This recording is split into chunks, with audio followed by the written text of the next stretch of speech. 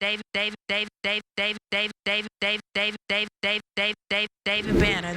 Now tell me like this: when Like a Pimp is running and going, and they say, "Banner, you got to come up with another record," you said, "I'm going with Cadillac on 22s." Okay.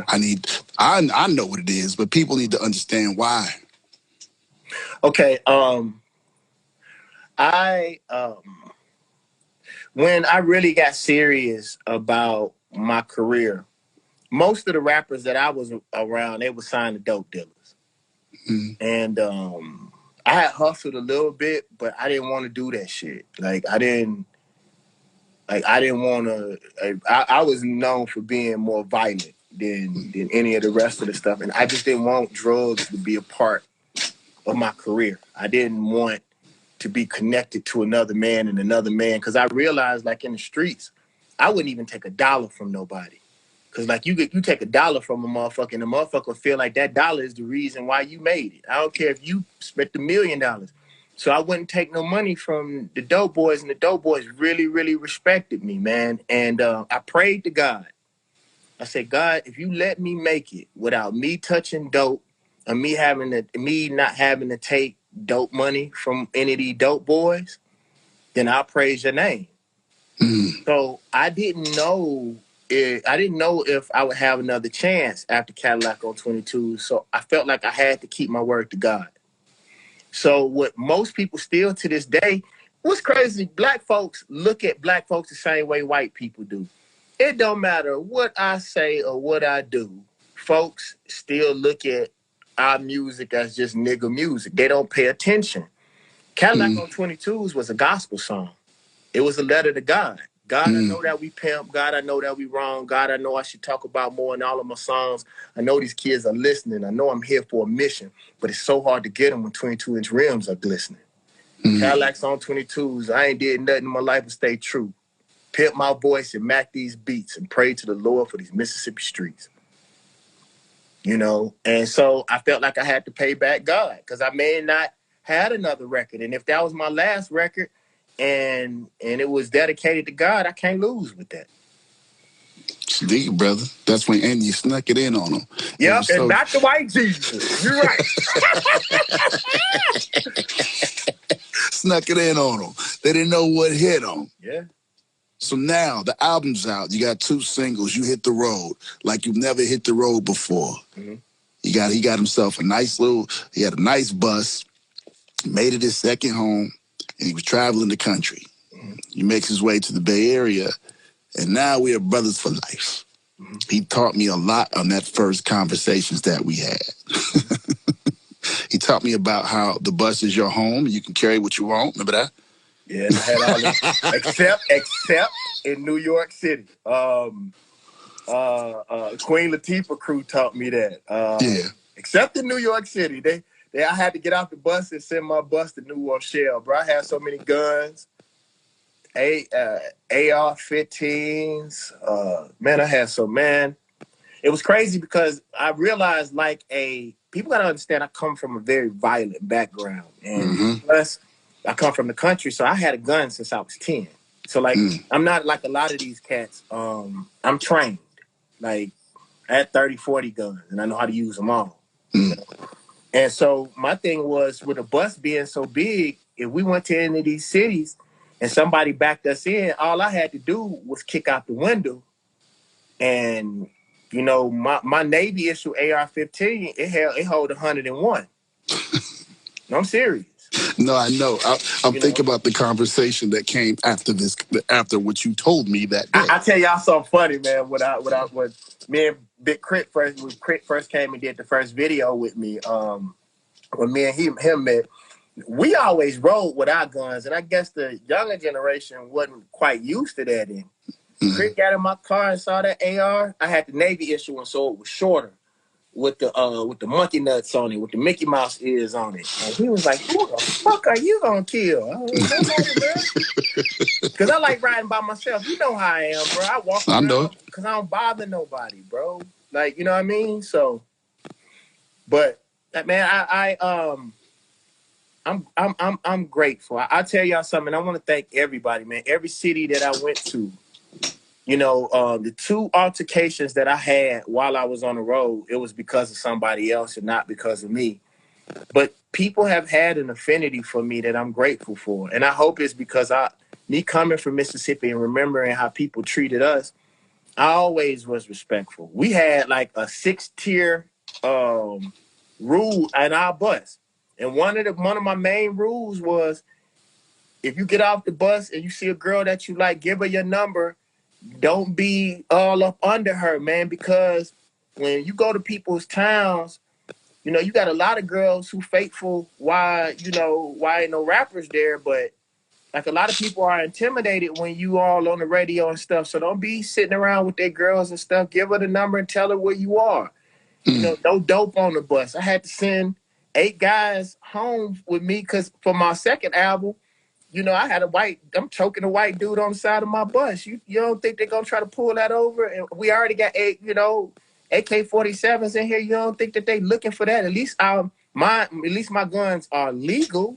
But y'all got some dope in here, any kind of dope, they're going to put my ass under the fucking prison. You feel Under what I'm the saying? prison. Yeah. Yeah. Now, I want to go back to What up, Violent Squirrel? David Banner. And I don't know if did you know you were violent then? No, you know I didn't. I'm just curious because the first conversation we had, we was playing, he came here and he played me all his music, he had some things, and I asked him, I said, why is the music so violent? And you were like, what you mean? I said, it's violent. You said you're going to go to the mother's house, drag her to the front yard, and put a pistol in her mouth. No, it wasn't the mother. I told you that. It was go take that shit to his mother's house. The reason why I made that song, it wasn't. If I explained it to you, you could be like, damn, that's really smart. The thing was, I got tired, and excuse me, I don't use this word as a term of endearment, but niggas always want to fight in the club. Like, right. Especially in the places where we from, you know where each other stay. Why you want to fuck up the good time? You showing out in front of these women. If you really want to take that shit to his mama house, drag his ass in the yard and kick that bitch off in the face. Like, seriously, why you want to fuck up a good time for everybody? That's bullshit. I'm not joking. I'm serious. I hate whole shit. Man. I know, but I feel the same way back them years ago when you told that to me. I was like, brother, that's violent. That's violent. No, it's not violent. It's the truth. If you really, my dad used to say this. My dad used to always say that our generation was soft. And I say, why? He said, because y'all showing out. He said, if I really want somebody, I'm going to give them a 6-7 month grace period and make sure everybody forgot about it. Then I'm going to go by myself so won't nobody know. Watch him stumble out the club by himself, put him in the trunk, and you won't see him no more. Like all of this fronting and being online and screaming at each other on Instagram, bro, that ain't what men do. Men don't do no whole bunch of talking. If another man ain't touched your body, touched your personal family or your money, what you going back and forth for? There was somebody that, you know, I didn't showed up at people's houses before, bro. And not that I was gonna do nothing when I said, but I want to know what you're talking about. I'm knocking on your door. Like, why do men have to talk about it's enough money? It's enough money. We showing out for these white folks, bro. You know, once a couple rappers got famous for beefing, then beefing became commercial. But these kids and the people that's in your crew around you, those people end up dying, bro, or going to jail, man. I never forget, man, one of the things that hurt me the most, man, and I'm not going to call any names, but I was watching this documentary about the record company. And most of the people who was in that record company were either in jail, dead, or now broke, except the white dude. He had never been touched, never shot, never been in jail, but all of the black people that did all of the working and that did all of the running, they was either in jail or dead. You know, and I get tired of that shit, man. So, like, if you really the man that you say you are, if you really 100, then go to his house. You know where he stay at. Most of us stay in cities where ain't number 3 or 4 real popping clubs. You know, the way that they making these food deserts in the black community, ain't but 2 or 3 real grocery stores. So you can find a motherfucker if you really want, you know what I'm saying? Come on, dude. It just don't make no sense, man. And you know, because of our relationship, people don't know how many times I came to the Bay just to kick it with you, bro. And our conversations just about how, like, our people are losing, bro. And you know that shit is serious to me. You know, and it was even hard for me making music when I found out that, bro, I ended up becoming a part of the problem. You know, I always thought I was showing my culture, but when I went over to Africa, man, I was so embarrassed, bro. I couldn't even say the word nigga on stage. When I found out that me and Pac's generation, my generation and Tupac's generation, is the reason why Africans call themselves niggas. I'm embarrassed of that, bro. You know, so yeah. I know that thing. Back to Mississippi, the album, bro. You know how I get. You get deep. You get deep. Now I want to know this though. So when the album comes out and you working it for like a year, 2 years, all that you've just said right now, you're learning about the game and you're learning about the systems and all the things like that. Did it make a bitter taste in your mouth for the game? You already know that, man. They don't know that. Just act like we just talking. Oh yeah, that's right. That's why you got the best questions. What people don't know is that after Get Like Me, I had quit. And I always thought it was lame when people said that they're gonna retire. Like, do like Tim Duncan. If you're gonna retire, just leave, nigga. You ain't gotta tell nobody. That's a show. I hate showing out. That's showing out. I just left. Right. And I left when I was the most successful because I found out, man, that they tricked us. Even, I give you an example. This could have been a multi-platinum album, but Universal tricked me, and I ended up finding it out later that they needed another tax write-off. So I rushed out, and people don't know this. I think I'm probably in the Guinness, I should be in the Guinness World Book of Records. I did my second album by myself, produced it. I did it all in a month. Verses, beats, I A&R'd it. They bought 3 studios. I was working out in one, and they was mixing out the other 2 in New York. And some people, that's their favorite, especially in Mississippi. Baptized in Dirty Water is a lot of people's favorite album. But I also wasn't sleeping. See, something that most rappers won't tell you the truth about. I really didn't think I was worthy. I thought I was lucky. I know that I'm dope now. I look awesome. But Oh God. so I wouldn't sleep, man. I would stay up 2-3 days at a time. You know how my work ethic, dude. Like, I did the beats, the concepts, I did everything, man. And I want to tell y'all something. If y'all have somebody that's successful, help them. I had all these people around me, man. They wouldn't even come up with a hook. They wouldn't even stay awake, bro. Like, they wouldn't even go get food. And I ended up sending them all home, bro. They was smoking and drinking well. You know, they was with the women. I was working. You feel me? And it's all of it. And even family. I'm not saying that rappers or famous people don't change, but sometimes you got to look at what you did to them. Sometimes when people say why you don't come around, you might need to look how you treat them when they do.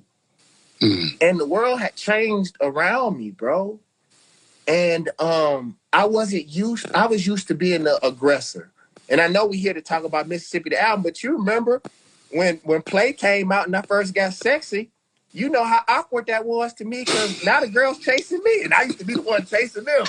You know that They don't get it. See, if y'all never been, see, a lot of people in the room here know this David Banner. They don't know they know of the like a pimp David Banner. They never seen you hang from the rafters and spit the fire, jump in the middle of the crowd, jump back on the stage, fighting this shit, all that shit, and then he would stop and he would give a prayer, and the room would be united, and then years later, hold on. And you got to admit this, bro, because I know you know this, bro. I know I don't like saying this, man, but I know I can be real with you. And y'all who on here, and I know we probably got some snitches and shit, don't say nothing about this, bro. But we cast spells, dog. And you know how to do it, bro. You know when you get that feeling in the room, if you play 2 more records, somebody gonna get shot. You know that feeling. You know I can feel it on stage when it's time to play Cadillac on 22s and pray. If you notice, bro, as violent as my music was, have you ever heard of anybody fighting in my shows after I became major? No. No, bro, because I was responsible enough with that spirit, bro. Like, I don't like to say that we cast spirits because they'll use that against us. But bro, listen to me. And I'm gonna tell y'all a secret. When you program something on a drum machine, original drummers, no drummer is perfect. So whenever you have something that's perfect, it rocks you to sleep. So when we be vibing, we be doing our hand, it's the same way as somebody doing this. And so we end up going into a cerebral state. And then imagine, shoot that motherfucker, fuck that nigga. Niggas ain't shit. Fuck them bitches in the mouth. Fuck them, kill. Once you understand your God state, once people go into that zombie-like state, you are hypnotizing them, dude. Yes, you're right. You putting them in a trance. And I don't like saying that in public because they'll use that against us in the court of law, bro. But like, we have to be responsible. And although in a lot of cases, we are talking about our environment, but you love somebody. You got a daughter. If you keeping it 100, you go to church sometimes. You love your mother. Even if you only love your mother one day out of the year, talk about that one day on a song. I don't believe rap music needs to change. It just needs balance. But we blame it on these children, and it's not these children's fault. It's our fault because we taught them money over everything. We said that to them. We told them MOB, and they say, oh, for real? So everything that I do, every song that I make, I'm not gonna make a Cadillac on 22s because that ain't gonna make me no money. If you really think about it, the really, really super big artists, Jay-Z didn't have a whole bunch of radio records until later in his career. Wayne didn't really have radio records until Lollipop. Like, bro, the real artists that you love the most were the ones that touched your heart. And the radio single got your ear and introduced you to that artist, but it was the real records. It was those records almost that you didn't want nobody to hear. I give you an example, and you're gonna be surprised about this. Suicidal Tendencies on Biggie's album. I didn't think nobody heard that. That was my favorite song from Biggie because that was the one record that I felt like nobody really heard what he was saying. And it just felt so eerie and Puff on the phone, like, hold on, no, like, don't hang up the phone. Like, that was so creative and that was so dope. Those are the types of records when you connect with people's soul. Although Cadillac on 22s was not a great commercial hit, most of the people that I talk to, those are the ones that say that song is what made them a fan of David Banner. What would today's Suicidal David Banner? Thoughts. Thank you, Matt. What would today's David Banner say to the younger Mississippi album, David Banner? Only one thing. I really wouldn't tell him anything because your mistakes and your hardships are what make you the man or the man or the woman that you are. It's not your successes. I was telling my friend today I did a study on the reason why Black children get weaker and weaker each generation, and it's because we take the struggle away from them, and the struggle is what made us who we are. Tell them. Like, why would we take away the main element that made us who we are? Me being homeless is what made me who I am. Me struggling, me having to come up to the radio station to breaking in Stankonia, to meet Snoop, like all of those things, taking those, man, I've done some stuff, bro. Bro, I used to stand on the corner and sell my CDs with dope dealers, and a lot of times I'd make more money with the dope dealers, and I never got robbed. Like, I believe it was because of my spirit, bro, and it was because, bro, like, I talk a lot of shit, bro, but I only talk it when I feel it. I don't show out, bro, and I believe the day that I show out is the day that I'm gonna get my ass drugged, whether it's by these crackers or one of these crazy-ass Negroes. I just say what I gotta say when I feel it, when the spirit compels me, and if not, I shut the fuck up. So what we're going to start doing to celebrate this day or yesterday every year, because this album and every step of your career should be celebrated, but your debut must be celebrated every year, brother. What I realize is I'm gonna have to be a little bit ego-driven, bro, because we are in the age of egos, bro. Like, I really want to do a documentary movie. I never seen it before. Like, where you really had the real people that knew you talk about it, but you have actors to play what they talking about. So you had them talk for about 5 minutes, and then Yeah. we'll play it in the movie. Get somebody younger to play me, but we have to tell our history, because to be honest with you, bro, I never really wanted, because I've always been a humble spirit, bro. But humble is for slaves, bro. Like we guys, like we can't be. If you a son and I'm a son, I don't give a fuck that you shining. I'm happy that you shining, and we are history. You know, I get on you about that shit all the time. Vaughn, you got the power to be one of the biggest DJs on this planet, but you too fucking cool. You too fucking nice, bro. And you. I listened to you and you didn't really listen to me, bro. Like these records that you've broken and bro, we need a record to be broken for you. I'm waiting for you to say, David Banner, throw me a beat or something. I owe you, bro. You know, I don't be doing that. I never think of that. Everything we did came from conversations. You first, you came to me with Like a Pimp, then the Cadillac on 22s, and we worked a few other things. And we was like, we talked about violence. You was like, it ain't violent. This is what it got to be, man. I was like, well, it's a lot of dudes in these shows, brother. It's a lot of dudes in your show. And you was like, that's not what you told me. You What'd told I tell me, you? You said, Banner, you don't know how much these girls like you. And you've always been like this. You said, watch this. He said, the next time I came up there, he set up a in-studio interview. Mm-hmm. It was 93.5% women. And I'm talking about from the super ratchet to the AKAs, the grandmas. For some reason, like, I get both sides. I get all of them. But man, like, you are the reason, and I'll tell y'all another story. This is another story people don't know about. This is an exclusive for you. I kicked open 15 doors. Well, a secret that people don't know is I actually wasn't signed to Universal for 7 months because they didn't have my contract right. Mm-hmm. But I knew contractually, regardless of whether we signed a contract or not, they were playing my record. So they owed me money. Mm-hmm. And I told them, I'm not signing it until you get my contract right. And a $700,000 check sat on the desk of Universal for 7 months. I mean, 8 months. And I worked for 8 months. And when I came that 8 months, they didn't have my money. And for me to be living a $10 million life but not have no money, and my mom down there struggling and my family fucked up, I hurt.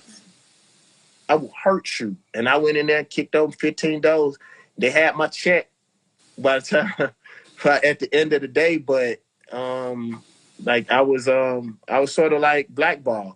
And Big John Platt was the only one that was real enough to tell me what was going on. And then Shaka Zulu and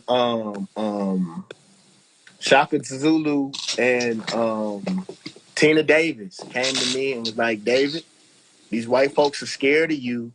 If you don't change how people perceive you, they're going to blackball you. And then you told me what you told me. Next thing you know, don't play with it. Don't play with it.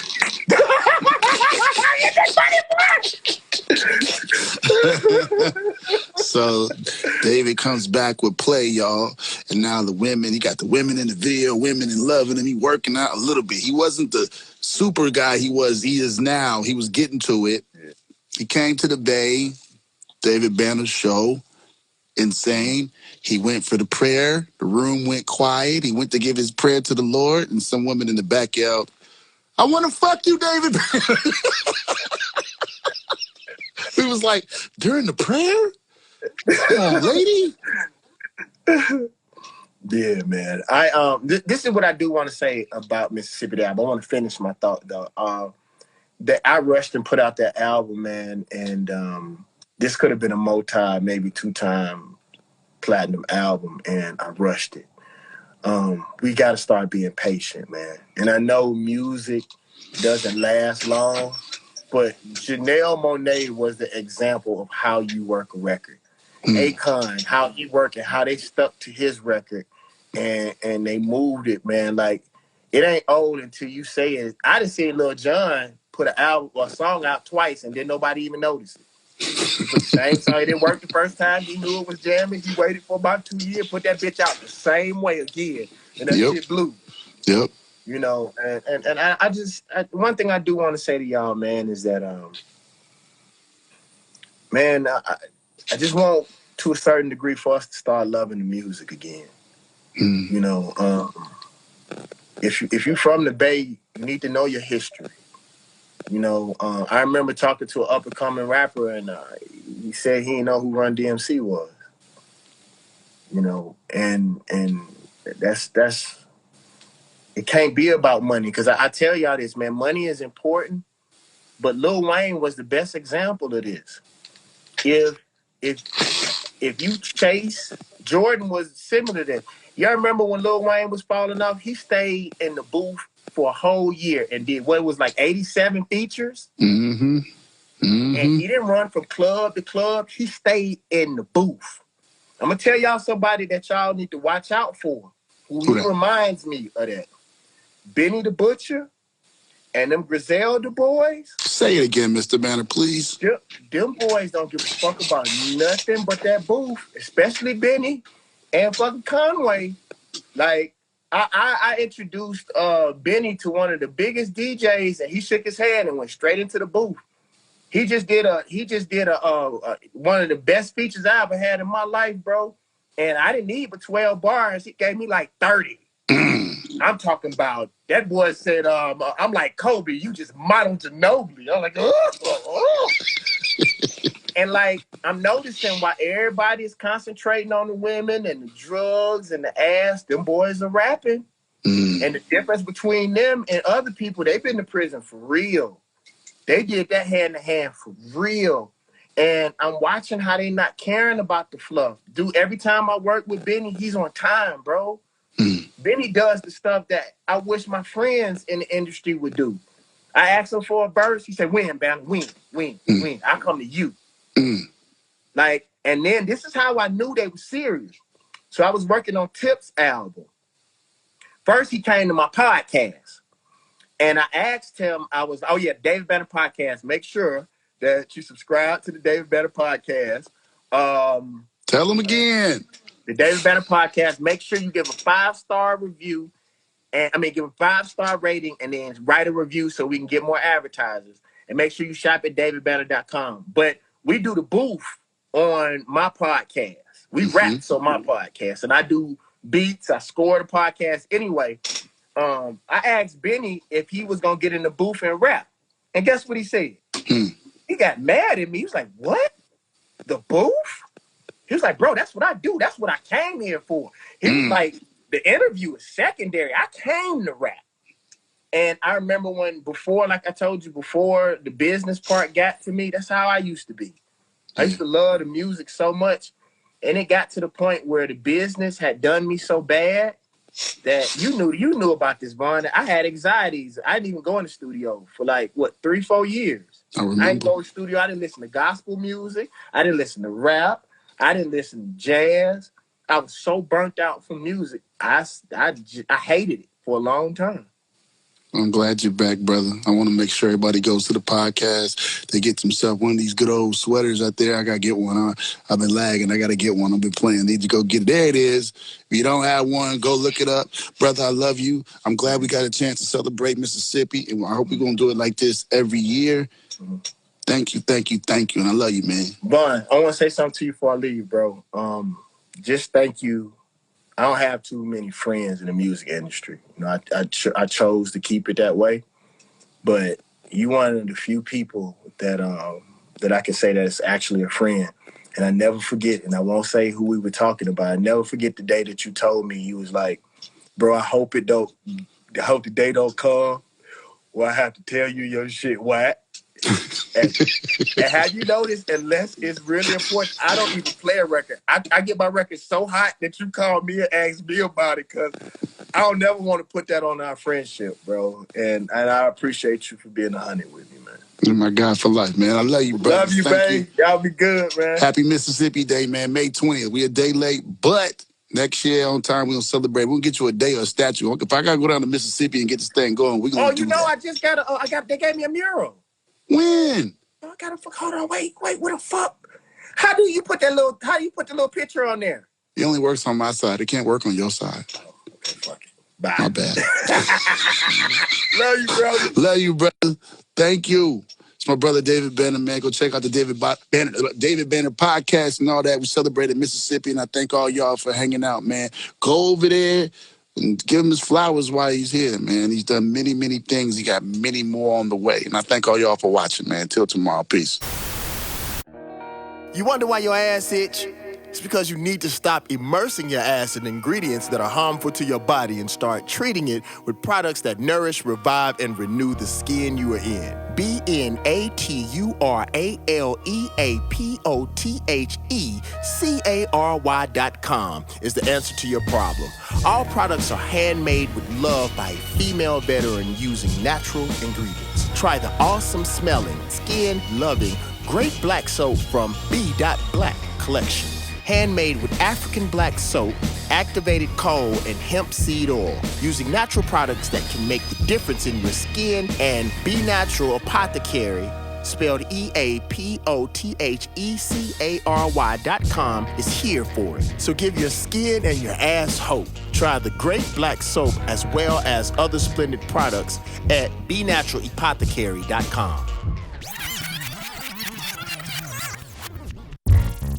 If you're sick of bullshit TV that's always showing our people in a negative light, if you're looking for information that's simple and entertaining instead of boring, check out Business Bully TV. Business Bully TV has amazing programming, from celebrity interviews, documentaries, and movie reviews. You can watch exclusive programming that you can't get anywhere else from today's power players. Business Bully TV is available for free on Amazon Fire TV, Roku, and streaming 24/7 and on demand at businessbully.tv. Once again, this is David Banner from the David Banner Podcast.